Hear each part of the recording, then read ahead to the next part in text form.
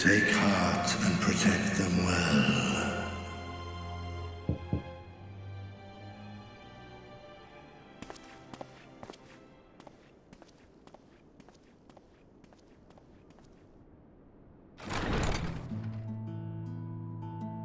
Good, you're here.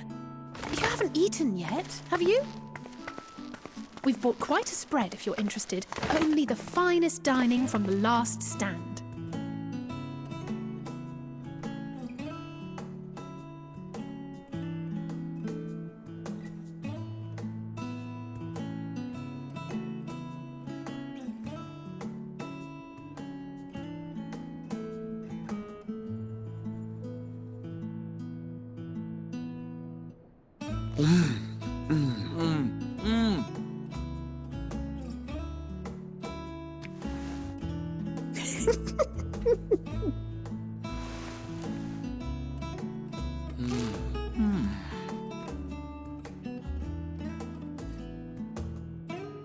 Lest you wonder, we invited Fandaniel as well. But he refused with a rather grim-faced, "No, thank you." I suspect Sharlayan cuisine is not to his liking. Oh, I don't know about that. Perhaps our lone wolf just needed some time apart. What? To perfect his brooding stare? Next time, I'll drag him out by the ear, sit him down in front of a Sharlayan feast, and see that he eats every last bite. An excellent idea. Of all people, warriors must take proper meals and rest if they are to maintain a healthy constitution. Poor Fandaniel, beset on all sides.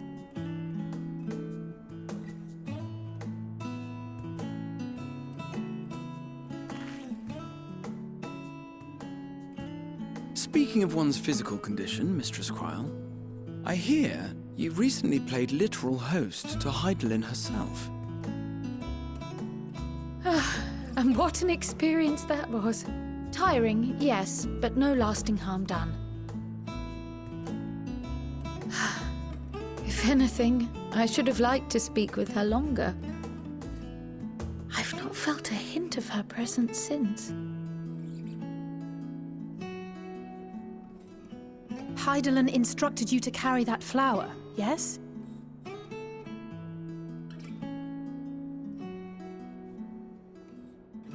Twill be your guide, test and proof of your conviction. And then something about seeking joy in darkness, was it? Come to think of it, isn't that what happened with Nidana back in Radzat-Han? The flower did seem to radiate a joyful glow, as if reflecting the elation we all felt, the relief of a people with renewed hope.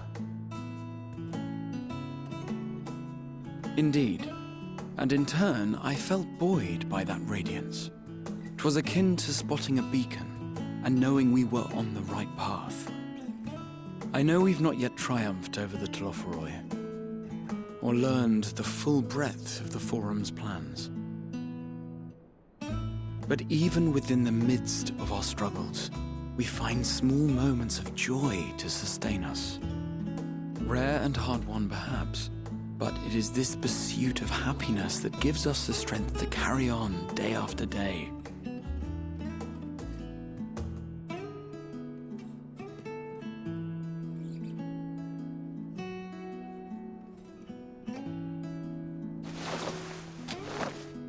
Hey, that's mine. To the swift the spoils. Though I recall that levitation spell of yours was quick enough. Only barely. And even at my best, I'm still too slow to wield it effectively in battle. Mayhap I simply require more practice with this new magic. You unearthed it from the depths of Numenon, I presume? Aye, and from a veritable mountain of arcane tomes at that. 'Twas necessary to facilitate my solitary explorations. Or, to put it simply, you used it to sneak around the Forbidden Archives. Yes. Well, after a fashion.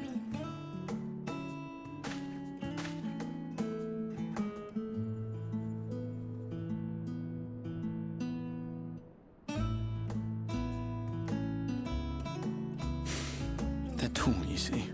The shelves, they're too tall for me. And I could hardly move the library's platforms without attracting attention now, could I?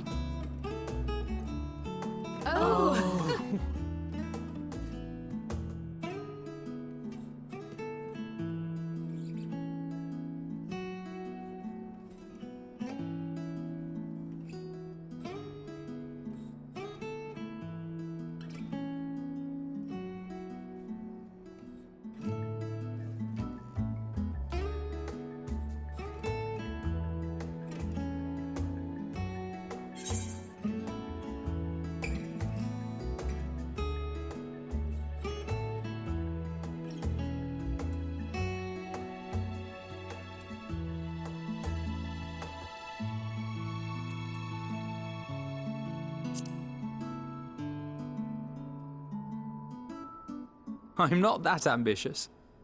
But 'tis pleasant to idle away the hours every once in a while.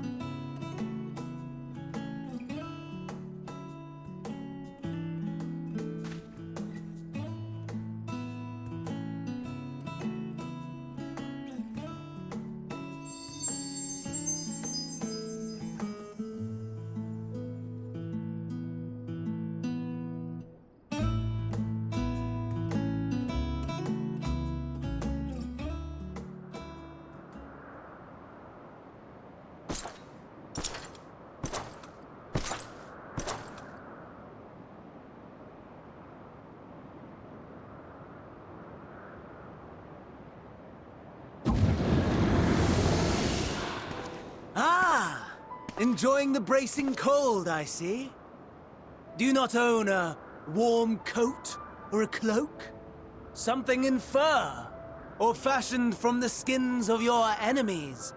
Or... well, never mind that. I come to you once more as the bearer of bad news. Our tower in Thavnir has been toppled, and I need not tell you by whom.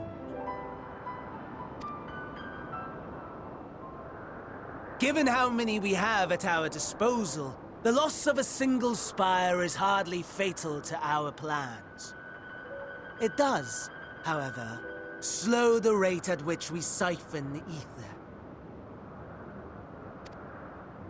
If they continue to preoccupy themselves with the towers, then all will be well.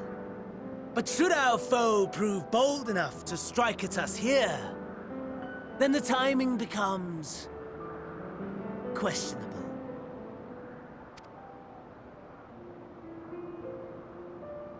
Our foe is bold enough. Of that, I can assure you.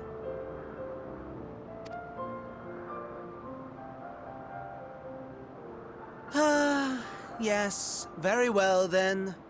I suppose I must prepare a proper welcome. Honestly, talk of your nemesis is the only thing you seem to enjoy.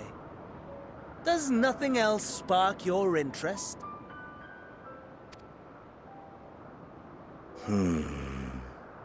No. All else is... equal. Equally tedious. Equally disappointing. The world is a tepid bog into which we sink, too weak to thrash as the mud clings to our eyes and fills our throats till we blissfully choke. But then came the light, blinding and pure and hot, so very hot, enough to set my soul aflame. I basked in the afterglow until the void yawned once more, and then I knew the muck would never claim me again. There was naught for me ahead, So I drew the curtain on all that had come before.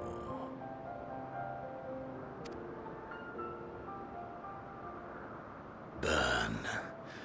Burn. Let the whole star burn.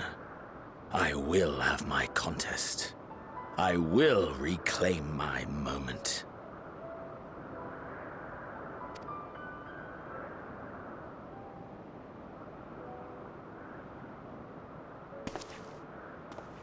How wonderful that the emptiness of death has not dissuaded you from committing your life to its pursuit once more.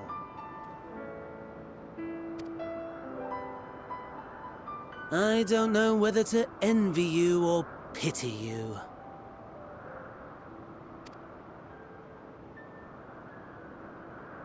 You question my disinterest, but what of yours? Despite your noisome antics, I sense you take little pleasure in this endeavor. Mercy, my lord. Such pointed barbs from one who barely acknowledges my existence. Nevertheless, you are mistaken. For I do find this part somewhat enjoyable. You see, when I was mortal, I would always have the same dream. It was a fragmented thing, disjointed. All the faces incomplete. The setting, too, was unknown to me. So I thought it simply a fantasy of my sleeping mind. Until one day, I realized it was showing me the truth. Much as your dream of the final days enlightened you.